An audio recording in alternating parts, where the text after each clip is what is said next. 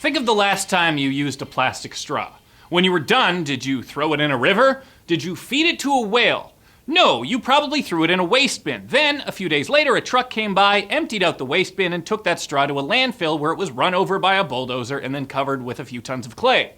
Sure, you could call it a waste of plastic, but your straw definitely isn't going to end up in some sea turtle's nose.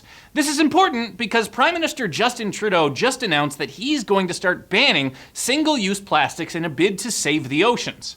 But here's the thing about that. The ocean plastic isn't coming from Canada. Plastic is among the greatest marine crises of our time, so you're damn right that some very serious scientists have been looking into it. And you know what they're finding? Almost all of the ocean plastic, up to 95%, is coming from Africa and South Asia. In fact, more than half of all the world's ocean plastic is coming from just 5 countries: China, Indonesia, the Philippines, Thailand, and Vietnam. The reason?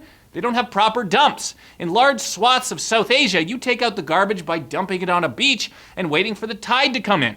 And as these countries get wealthier and more industrialized, their plastic consumption is booming. And you know what's doing the most damage?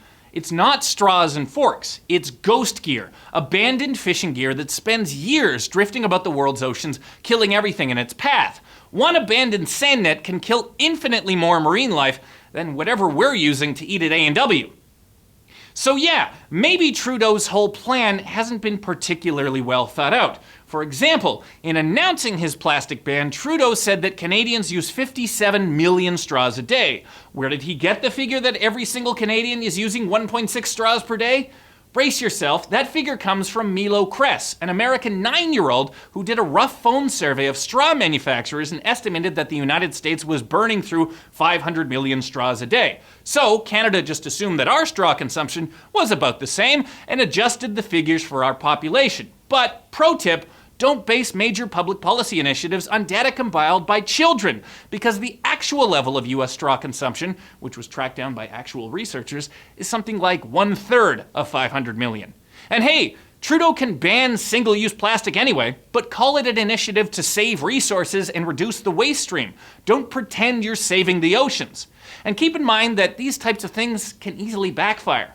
Remember when Starbucks banned plastic straws? Well, they replaced straws with a sippy cup lid that uses more freaking plastic. Also, this is Starbucks we're talking about. This is a company that makes its living by selling disposable drinks in drive-thrus built atop reclaimed wetlands. It's a little perverse that they now get to claim the mantle of environmental stewardship. Oh, and remember how everybody's saving the environment by banning plastic bags? Now every house is overflowing with these other kinds of plastic bags. Bags that use way more plastic and can't be reused as bin liners. No less than a UK government study found that the tote bag model actually wastes more plastic than a system wherein people simply reuse their single-use plastic shopping bags.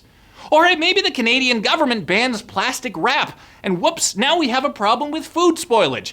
Canada also wastes a crap ton of food each year, and I guarantee we'll be wasting much more if we have to transition to an all Tupperware model. You're also going to needlessly screw over a bunch of restaurants, soup kitchens, and school cafeterias. Meanwhile, if Canada really wants to solve the ocean plastic crisis, it's actually pretty easy to do.